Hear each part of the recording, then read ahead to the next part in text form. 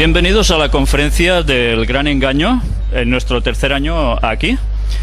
Precisamente hoy vamos a tener un tema que creo que es realmente interesante, pero que vale la pena avisaros de algo.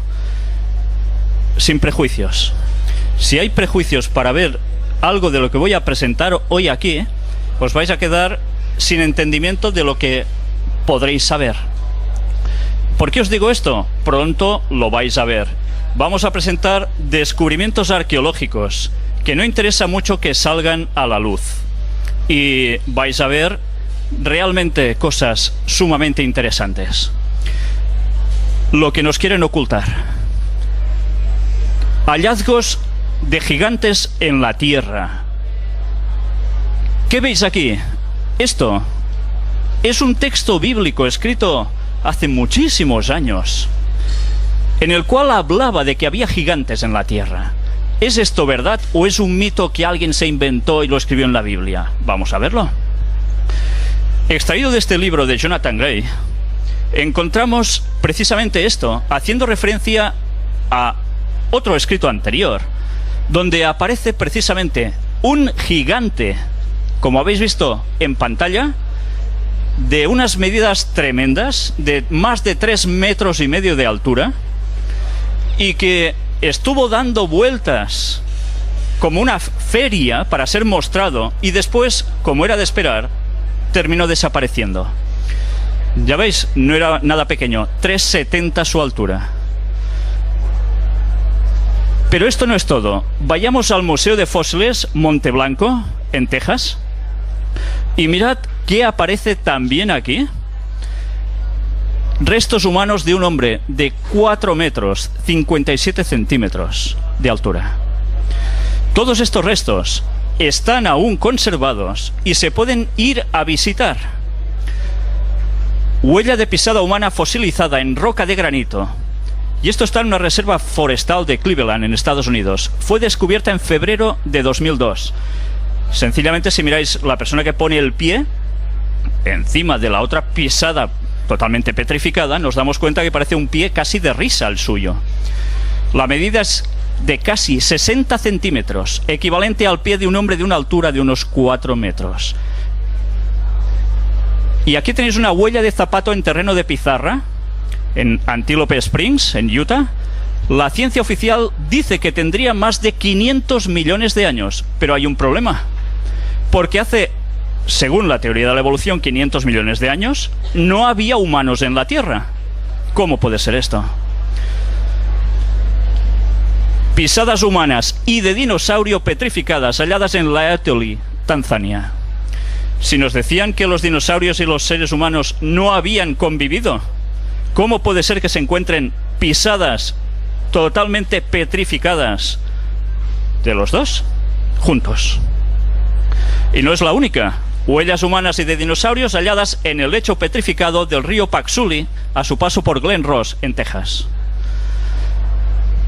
Y ahora nos vamos a este otro museo de evidencias de la creación. Suena extraño, ¿evidencias de la creación? Pero si siempre están enseñando evolución como algo totalmente cierto. Mirad qué hay en este museo, aún más sorprendente y más claro. Pisada de hombre y de dinosaurio encontrada en Texas. Además, la pisada primera fue de hombre y casi automáticamente después de dinosaurio, como si hubiesen salido corriendo uno para acá y el otro para allá cruzándose. ¿Por qué? Pues hay textos que indicaban el porqué de todo esto. Pero seguiremos viendo ahora hallazgos de artefactos sorprendentes. Y curiosamente, mirad un texto que decía de que en el principio del mundo existían personas que estaban trabajando con el bronce y el hierro. Mirad una vez más qué hay en este museo. ¿Veis algo extraño? Un martillo incrustado en roca. ¿Cómo es posible esto? Pues aquí hay toda una descripción del metal, dónde fue hallado, etcétera, etcétera, para que lo veáis mejor. Esto no son bromas, esto existe y lo podéis visitar.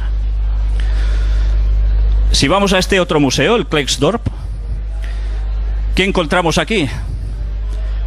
Esfera metálica con ranuras. No sé si os dais cuenta, en mitad de la esfera. Fue hallada en un estrato en Ottosdal, Sudáfrica.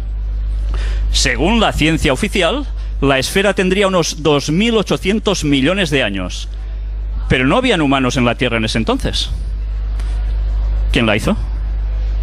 ¿O es que el cómputo de años en verdad no cuadra con lo que nos están explicando? Aquí tenéis más detalles, porque además están vacías por dentro. Y ahora vamos a centrar el tema básicamente en este señor, el arqueólogo aficionado Ron Wyatt. Un señor que murió en el año 1999. Nosotros tuvimos la oportunidad de entrevistar a su familia. Fue un momento impresionante. Y vais a ver qué es lo que Ron Wyatt tenía en sus manos. Primero de todo, él también halló huesos de seres humanos gigantes. Mirad precisamente este hueso, de qué parte está extraída del pulgar derecho. Más detalles. Pequeños no eran, ¿eh? El Arca de Noé. ¿Sabéis que se ha hecho una película recientemente sobre el Arca de Noé? Diciendo auténticas barbaridades fuera de lugar. Es Hollywood, ya se sabe. Pues este señor encontró el Arca de Noé en el monte Ararat. ¿Es broma? La Biblia hacía referencia que en el monte Ararat, en Turquía, es donde el Arca, después del gran diluvio universal, se aposentó. ¿Es un mito sencillamente? Pues ahora veréis si esto es un mito. Primero de todo, algo que le puso a él sobre la pista es esta fotografía. En 1959, al examinar rutinariamente fotos aéreas de su país, el capitán del ejército turco, Lilan Durupinar, se encontró con la formación que veis aquí en la foto, a 1900 metros de altitud. 17 años más tarde, en 1977, Ron Wyatt visitó el lugar. Obteniendo un permiso oficial, Ron y otros llevaron a cabo una investigación más a fondo durante un periodo de varios años. Utilizando detectores de metales, escáneres de radar del subsuelo, pruebas de laboratorio, análisis químicos, etc., sus resultados fueron bastante sorprendentes. La evidencia era innegable. En diciembre de 1986, después de un trabajo de investigación por parte de sus propios científicos, miembros de la Secretaría de Relaciones Exteriores, el Ministerio del Interior y los investigadores de la Universidad de Ataturk se reunieron y finalmente llegaron a la conclusión de que estos eran, de hecho, los restos de la mítica arca. En reconocimiento por su trabajo, Ron fue invitado como el invitado de honor en la inauguración del nuevo Parque Nacional el 20 de junio de 1987. Este lugar aún está edificado en Turquía. En mayo de 1989 se inauguró el centro de visitantes. Y podéis pensar, ¿puede ser? ¿Os dais cuenta de la fotografía que nos ha servido de portada? La misma que veis aquí. ¿La veis mejor ahora? Cuando los científicos, entre comillas, llegaron a este lugar, dijeron, después de tomar unas medidas, eso sí, es una curiosa formación rocosa que coincide con las medidas que se daba del Arca de Noé en la Biblia, tanto en largo como en ancho. Pero es una formación rocosa, nada más. Esas fueron todas las pruebas científicas que ellos hicieron sobre el lugar. Ron Wyatt, gracias a Dios, hizo algo más. Mirad otra fotografía vista desde otra perspectiva del Arca de Noé. Totalmente petrificada, ¿eh? Pero además os he de decir que la madera era bastante distinta de la que tenemos ahora. Aquí otra perspectiva, el hundimiento achatándose de las paredes del Arca de Noé, lo que ha provocado lo que veis en la fotografía superior. De distintos pisos se hundieron. Y mirad también aquí, materiales de composición del Arca de Noé. Podéis encontrar de qué estaba hecha. Aleaciones también. Aleaciones, estoy hablando de aleaciones, cuando teóricamente el ser humano en esas épocas dicen que iba con un taparrabos, más o menos. Y mirad las costillas fosilizadas del Arca de Noé. ¿Creéis que esto es una formación rocosa casual?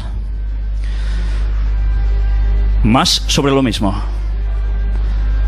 Y aquí tenéis algo muy interesante. Las líneas de hierro. Todas estas cintas de colores fueron establecidas a lo largo de las lecturas del detector de metales que Ron Wyatt llevó allí y muestran un patrón regular de hierro. Una confirmación más de que el sitio contiene los restos de una enorme estructura hecha por el hombre, no por la naturaleza casual. Y esto, fragmento de madera petrificada del Arca de Noé. Y además de un color rojizo, justo como se describía que era el Arca de Noé. Y esto tiene una simbología además, que ahora no os voy a contar. Aquí tenéis remaches de aleación del Arca de Noé. ¿Es posible esto? Pues es totalmente posible. Sencillamente, aquí tenéis análisis del laboratorio en el cual se van mostrando cómo todo esto es cierto. Los remaches fueron hechos de aluminio y titanio. Sabéis que el titanio es sumamente duro, pero el aluminio no se encuentra por naturaleza en la Tierra. Entonces, ¿esto qué es? Aquí tenéis a Ron Wyatt con una de las anclas de piedra del Arca de Noé. Supongo que os sorprenderán esas cruces grabadas en la roca. Se debe a que los templarios también estuvieron en ese lugar. Y dicen que cada cruz hacía la simbología de Noé y su esposa y sus 3 hijos, Sem, Cam y Jafet, con sus respectivas esposas. Pero atención a esto, por si alguien no se cree que eso es el arca. Aquí tenéis la foto de escáner en 3D del interior del Arca de Noé, cedida por Ross Patterson de Nueva Zelanda, nos la cedió. Desde aquí le doy las gracias. Hecha además por Anders Olaf Borjabak de Noruega. También están en lo mismo que nosotros. Mirad, sobre todo, cómo hay compartimentos en ángulo recto. Esto es una formación rocosa casual por dentro. Pues ahora vamos a ver precisamente una presentación de pruebas en directo. Los análisis del laboratorio de uno de los remaches y muestras de la madera petrificada laminada pertenecientes al Arca de Noé. Aquí tenéis esto, el análisis del laboratorio, donde se habla de la composición. Aluminio, titanio, hierro. ¿Esto es casualidad? Certificado. Pero no es todo, no es todo. Mirad en el Museo Arqueológico Wyatt, que está en Tennessee, en Estados Unidos. Vais a ver a alguien aquí que os va a sonar. Si os giráis lo tenéis detrás. Ángel, colaborador nuestro, estuvo en ese lugar con la madera petrificada. Yo le pediría a Ángel, por favor, que viniese a decirnos un poco, porque él es biólogo, no es nadie que no sepa de esto, se encarga específicamente, su trabajo es sobre madera. Por favor, Ángel, explica algo. Bueno, buenas. Yo me dedico especialmente al análisis de estructuras de madera antigua. Evidentemente no soy paleontólogo ni paleogeólogo, pero al tocar el material, al tocar la textura, la forma, los dibujos de la superficie de la corteza, el corte, es muy interesante porque es un tronco. Y además, en otros cortes que habéis visto antes, os han mostrado el corte transversal de la madera. Ese corte que habéis visto en aquella muestra tenía 3 líneas de madera encolada. Ahora no lo estáis viendo, pero si lo paséis luego por el stand, veréis el detalle. Veréis que son 3 líneas de madera con una franja totalmente recta y perfecta, donde se ha encontrado una cola sacada de la resina de árbol. Del análisis sale que es resina de árbol, que une la madera de manera brutal, incluso superior a las mejores colas de hoy en día. La madera fue desestimada como madera en 1960 porque los primeros que llegaron cogieron trozos y vieron que no tenían anillos. Entonces dijeron, esto no es madera. Resulta que en la época en que el Arca de Noé cayó, el clima no era con estaciones como ahora, era totalmente uniforme. Los árboles crecían como en el trópico. a una velocidad constante, sin cambios. Entonces la madera crecía de manera uniforme. Luego los análisis de carbono muestran mayor concentración de carbono en estos elementos que en la tierra que hay alrededor. O sea que es madera petrificada. Y bueno, yo creo que he dicho lo que tiene que decir. Para más información, pasar por allí y podemos hablar más en profundidad, porque la verdad es que es emocionante. Doy las gracias, Ángel. Creo que la información, ya ves, es de primera mano. Y ahora vamos a mostrar otro descubrimiento que dicen muchas personas. Esto, imposible. Sodoma y Gomorra. Todos habéis oído hablar de Sodoma y Gomorra, ¿verdad? Hay una palabra que precisamente deriva de uno de estos nombres, Sodoma. Pues bien, en la Biblia se hablaba de Sodoma y Gomorra y que son destruidas debido a la gran corrupción que hay allí por fuego y azufre que cae del cielo. Y a través de la Biblia se habla de que realmente esto fue así, se da por cierto, incluso en el Nuevo Testamento. Vamos a ver unas imágenes extraídas del vídeo de Art Discovery sobre arqueología en Gomorra. Art Discovery son nuestros compañeros en Tennessee, el museo que habéis visto antes, de Wyatt. Pues mirad estas fotografías, los restos de la ciudad de Gomorra en Israel. Esto no es montaña porque sí, es construcción humana. Además, sus ángulos dan prueba de ello. Miradlo desde distintas perspectivas. Y a través de estas imágenes vais a ver también esto. ¿Os dais cuenta? Esto no se hace solo. Y una pirámide en forma de zigurat en Gomorra, en Israel. ¿Cómo puede ser también pirámides en Israel? ¿Y en forma de zigurat? ¿Por qué? Pues era la adoración pagana de esos tiempos, que se ha extendido por todo el mundo a través de todas las culturas. Esto sería como debería ser más o menos originalmente, muy parecida, en pequeño, a la Torre de Babel, con templo incluido, y también restos de una esfinge en Gomorra.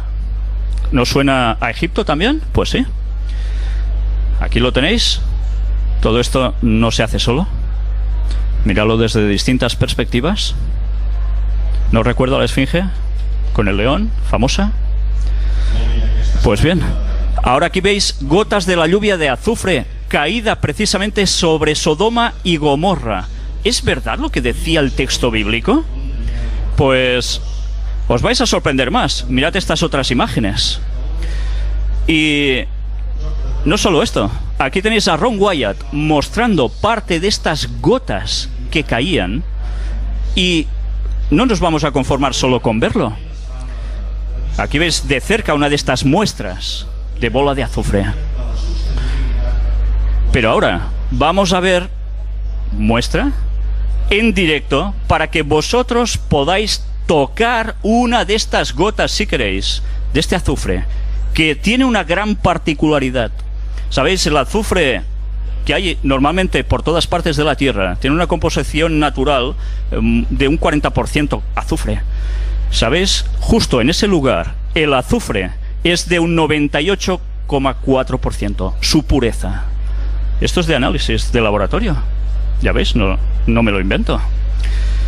Y esto no es todo.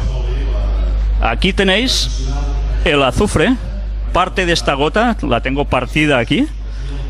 Os dejaré si queréis tocarla. Os advierto que cuando la toquéis os deberéis lavar bastantes veces, porque la potencia que desprende es brutal.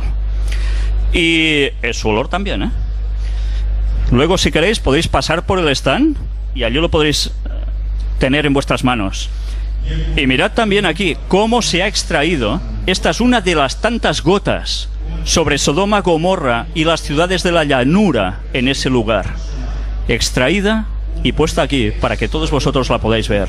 Es una cesión directa del Museo Wyatt para que la podáis comprobar por vosotros mismos. O sea que, desde luego, esto sucedió de verdad y las pruebas están. ¿Lo habíais oído alguna vez por televisión?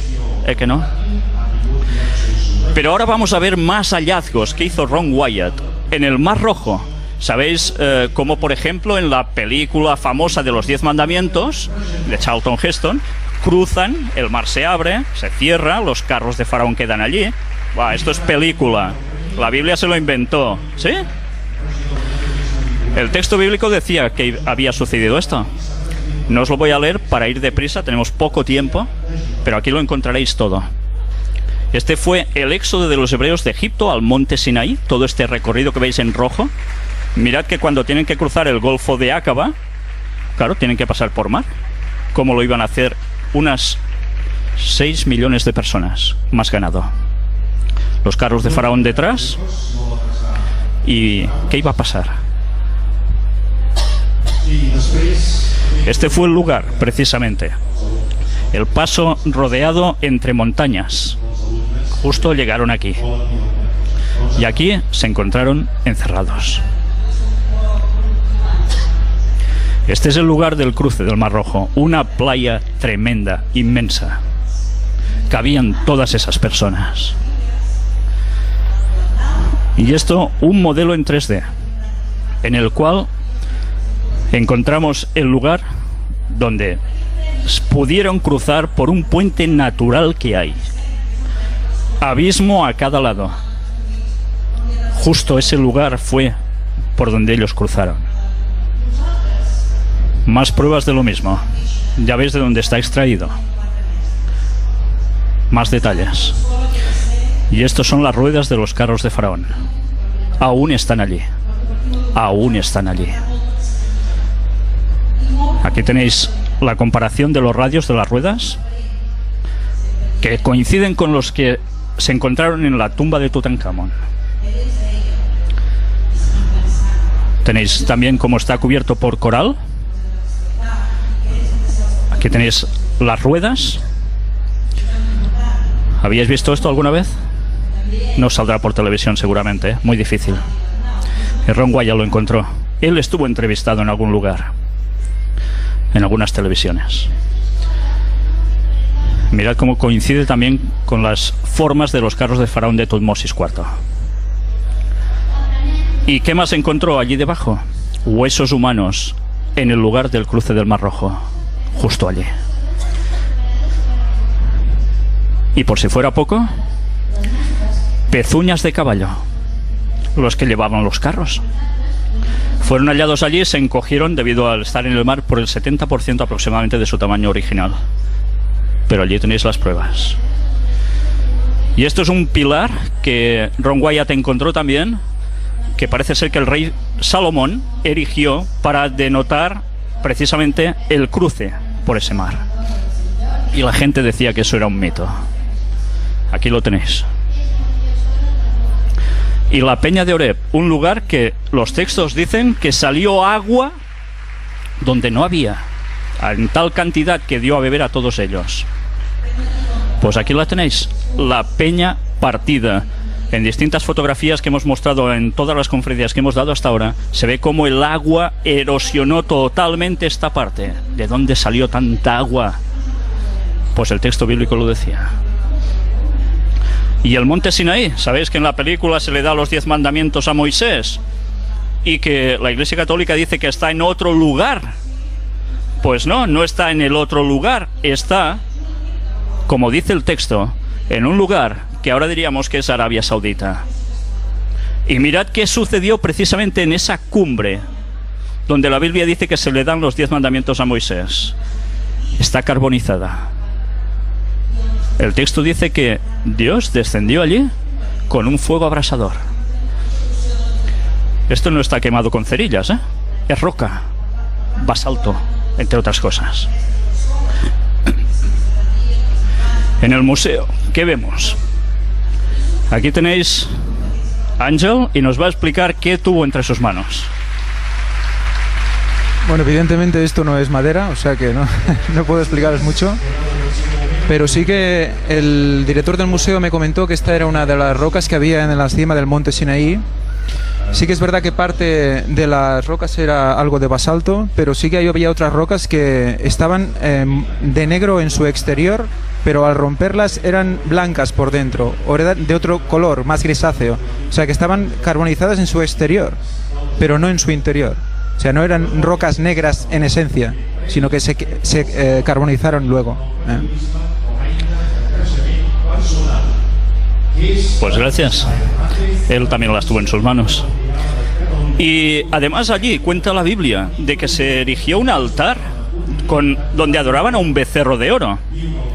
Pues mirad, el lugar aún está, y está vallado para que nadie entre allí, porque Arabia Saudita no permite la entrada a nadie en ese lugar.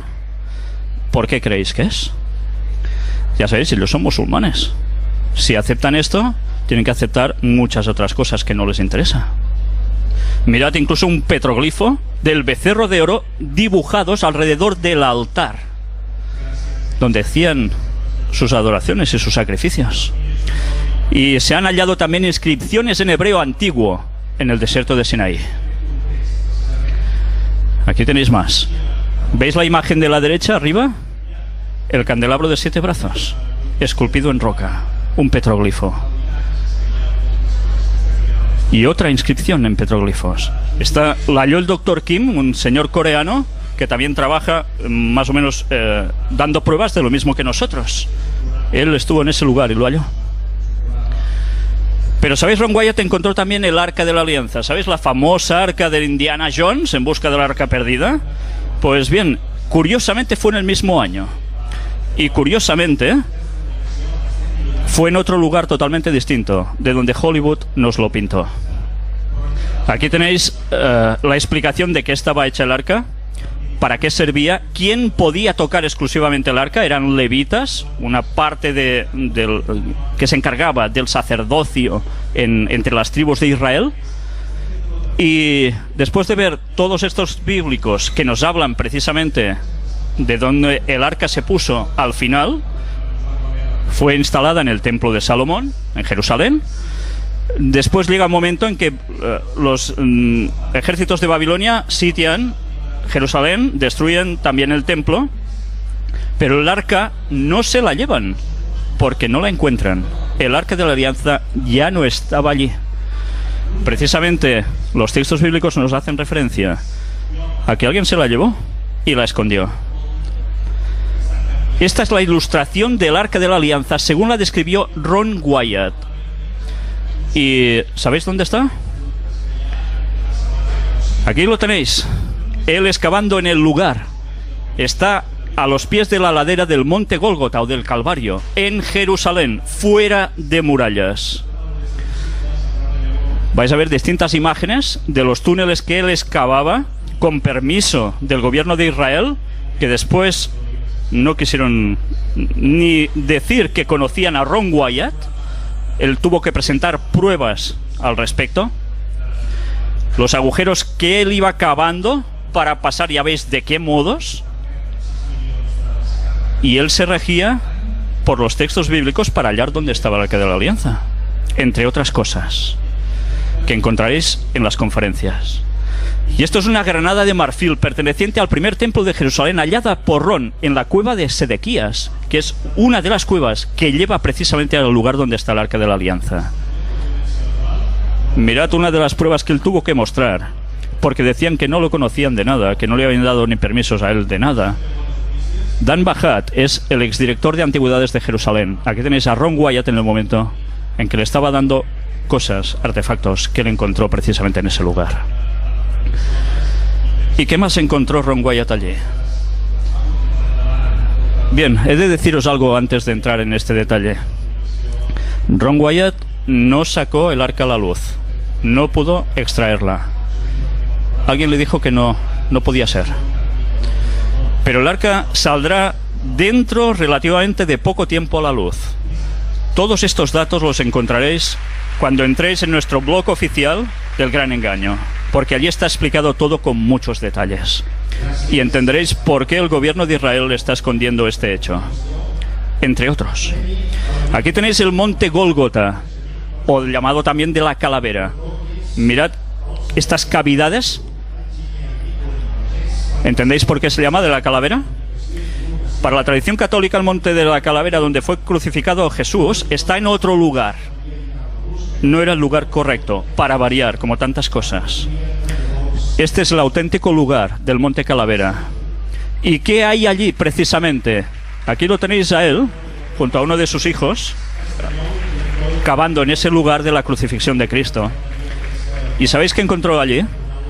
Esto que veis es la piedra que cubría el agujero cuadrado, que es excavado en la roca de 60 centímetros de profundidad. Había 3 agujeros. ¿Recordáis que el texto bíblico dice que la crucifixión Jesús estuvo en medio y 2 ladrones a su lado? Pues los agujeros fueron hallados. Y esta roca es la que cubría como tapa ese lugar. ¿Sabéis? Cuando al crucificado se lo iba a poner en pie, a erigir la cruz, era arrastrada hasta que caía de repente en estos 60 centímetros. Imaginaos eso estando perforado. ¡Qué impacto, eh! Pues aquí tenéis a Aarón cuando sostiene la tapa de piedra de ese agujero. Es el mismo que veis allí. Y esto es una reconstrucción del verdadero lugar de la ubicación de la escena de la crucifixión de Cristo.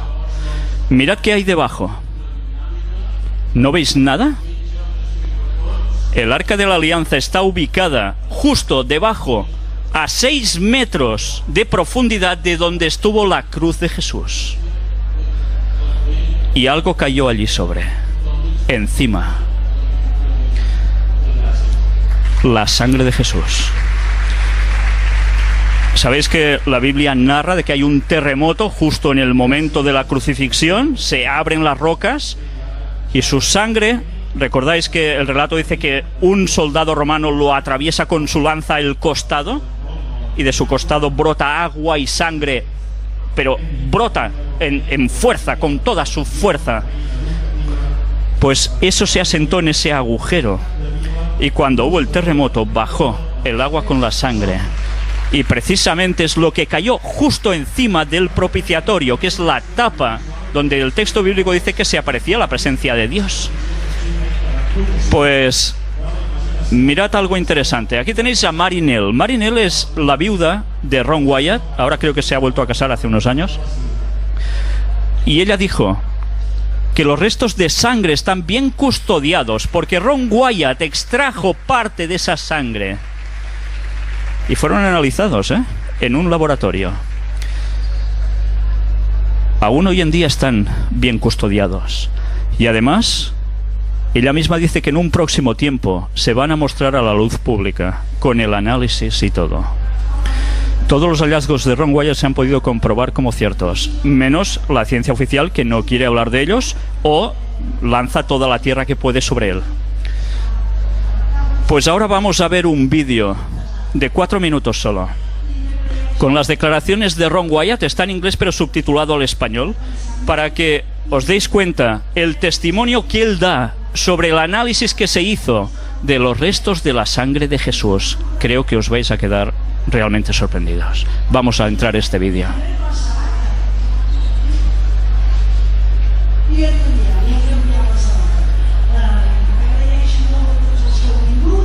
Good evening, Ron. Thank you very much for all 3.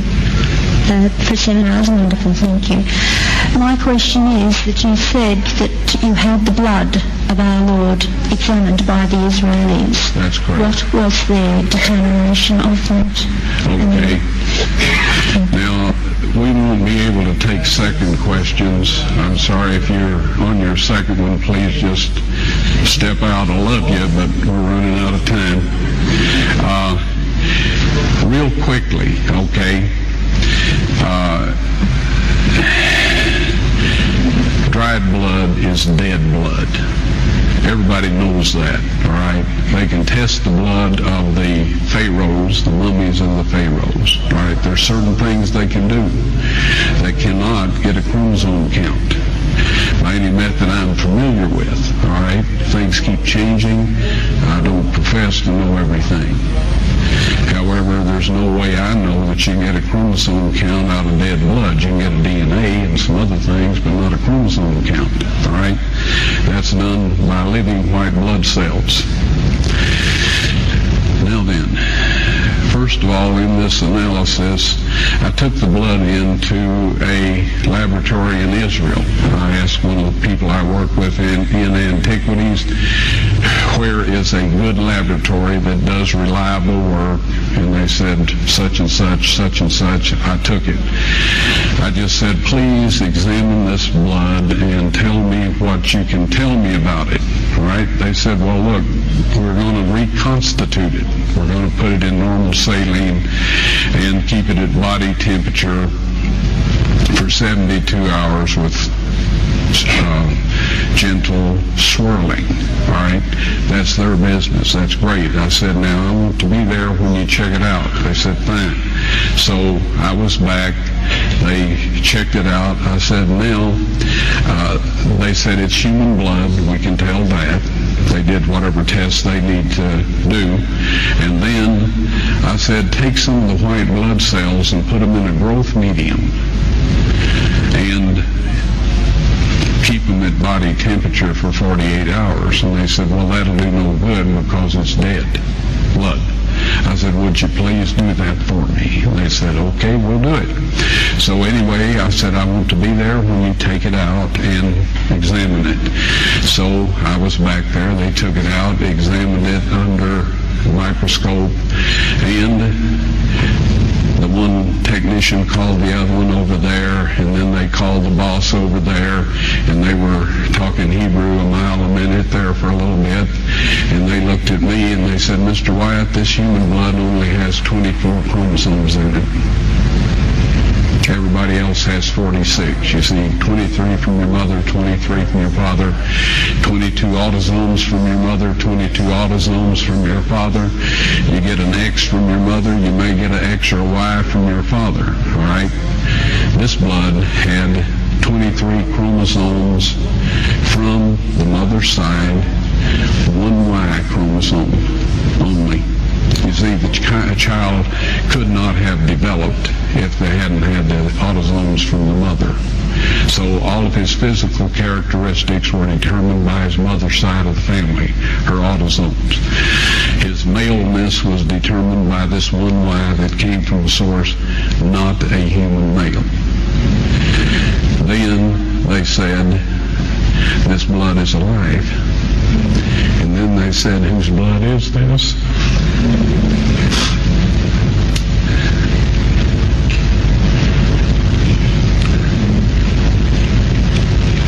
I said, it's the blood of your Messiah.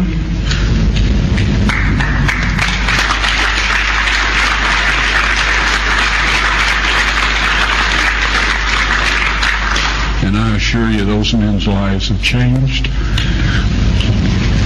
You're welcome.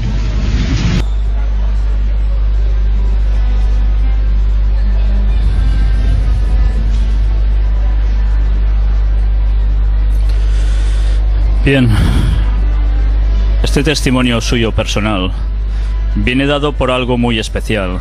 Ron sabía de qué estaba hablando. Ron Wyatt, su profesión era anestesista. Conocía muy bien el tema de cromosomas, de cómo la sangre cuando se seca ya no hay nada a hacer. Pero a Ron alguien le dijo lo que debía hacer para que esa sangre pudiese ser analizada. Si queréis saber quién fue el que le dijo eso y qué más conclusiones se llegaron a sacar de todo esto, os recomiendo que entréis en la página oficial del Gran Engaño. Vais a ver con detalle todo lo que he dicho aquí, pero con mucho más detenimiento. Pero Ron aún halló algo más: la tumba de Jesucristo. No creáis que la tumba de Jesucristo está donde la Iglesia Católica está diciendo y donde el Papa fue precisamente esta semana anterior, en Tierra Santa. Y esta es la auténtica tumba, la tumba del jardín, conocida así. Muy cerca del monte Gólgota, a pocos metros de allí. Sabéis que para ellos el sábado es día de reposo y no podían hacer nada de labor. Por tanto, el entierro tenía que ser muy rápido. Y así fue, porque les llegaba la puesta de sol del viernes, entraba el sábado. Y esta fue una tumba que no era para él, era para José de Arimatea, un hombre rico. Aquí la tenéis con más detalle. Esta ranura que veis en el suelo es por donde pasaba rodando esa gran piedra, como las que a veces vemos de molino, enorme, para tapar una entrada, y es la que se selló por los laterales con unos hierros que aún también se han analizado. Y ahora aquí tenéis el interior de la tumba. Aquí fue depositado el cuerpo de Cristo, que además se han podido comprobar cómo el albañil del momento tuvo que picar rápidamente, hacer la tumba más larga, porque Jesús era más alto que José de Arimatea, que le cedió su tumba. Pues bien, además os recomiendo que entréis en esta página discoverynews.net, donde nosotros en el stand tenemos precisamente la publicación que antes de fallecer Ron Wyatt hizo para que todo el mundo pudiera tener resumidos sus hallazgos, con muchas pruebas. Sabéis, hay una entrevista póstuma de Ron Wyatt justo antes de morir de cáncer. Nosotros la pudimos emitir. Gracias a Dios, es impresionante su testimonio, cuando antes de morir sigue afirmando que todo lo que él dijo y mostró es cierto, por más cosas que decían sobre él. Aquí tenéis resumido este escrito con parte de lo que habéis visto hoy aquí. Es científicamente reconocido por una ciencia del tema de la muerte, de los momentos antes de morir, que justo en los minutos, horas, cuando ves la muerte cerca, hay una tendencia a la verdad. No se miente. No hay manera de que la persona que está muriendo mienta. Y eso está reconocido por una ciencia que ahora no recuerdo cómo se llama, creo que es algo de la agonía, que estudia esos momentos previos a la muerte. O sea que es muy interesante que él estando, porque cuando ves la entrevista está realmente mal, sufriendo por ese cáncer, y le cuesta coger hasta aire para decir lo que tiene que decir, y hasta el último momento confirma todo, porque le vuelven a preguntar lo mismo, vuelve a contestar lo mismo. O sea que él estuvo allí, vio, tocó lo que explica. Pues eso sí, la verdad es que cuando oís esa entrevista os pone los pelos de punta, porque todo esto que habéis visto es verdad. Y esto debe hacernos plantear muchas cosas. Si lo que ponen esos textos bíblicos es verdad, ¿por qué se intenta desmitificar a la Biblia? Se dice que todo es mitología, que solo son enseñanzas, y que eso no sucedió. Que alguien aporte pruebas de verdad, si todo lo que hemos mostrado hoy no es cierto. Doy las gracias a la familia Wyatt, a sus colaboradores, muy directamente. También al autor de este libro, que os recomiendo, El Arca del Pacto, de Jorge Fleffel Beiza, donde da detalles impresionantes. Él estuvo también con la viuda de Ron Wyatt, entrevistándola, dando datos muy interesantes. Y también el agradecimiento a Richard Reeves, del Museo Arqueológico Wyatt. Y todo esto nos va a servir para algo.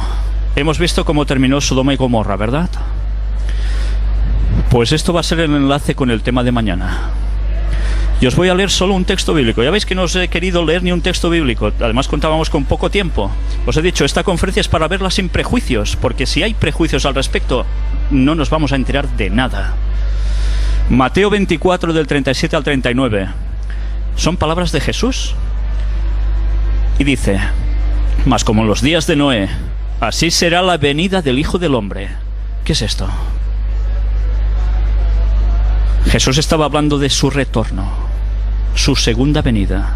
Sabéis que la Biblia está llena de profecías que apuntaban no solo a cosas del pasado, sino a cosas del presente, que cada semana en las conferencias estamos mostrando en noticias de actualidad cómo lo corroboran. Pues además Jesús habló de que iba a volver. ¿Y sabéis qué va a suceder entonces? Mirad qué situación planteó él del momento de su retorno, entre muchas otras. Porque como en los días antes del diluvio estaban comiendo y bebiendo, casándose y dando en casamiento hasta el día en que Noé entró en el arca, y no entendieron hasta que vino el diluvio y se los llevó a todos, así será también la venida del Hijo del Hombre, en un momento de corrupción tal como estaba viviendo el mundo antediluviano. Mañana a las 5 vamos a tratar este tema, la fecha del fin del mundo. ¿Hay fecha para el fin del mundo? Tantas veces la gente ha hablado que si los mayas, que si quién, que si... Pues bien, mañana vamos a hablar cómo hay textos bíblicos que nos hacían referencia a que sí hay una fecha para esto. Pero no solo esto. Además, ¿qué sucede cuando se dice que el mundo se acaba? Mañana vais a ver qué cuentan esos textos y otros de qué va a acontecer en esos momentos. Solo os digo una cosa. Falta pocos años para que veáis esto. Mañana a las 5 continuaremos. Muchas gracias.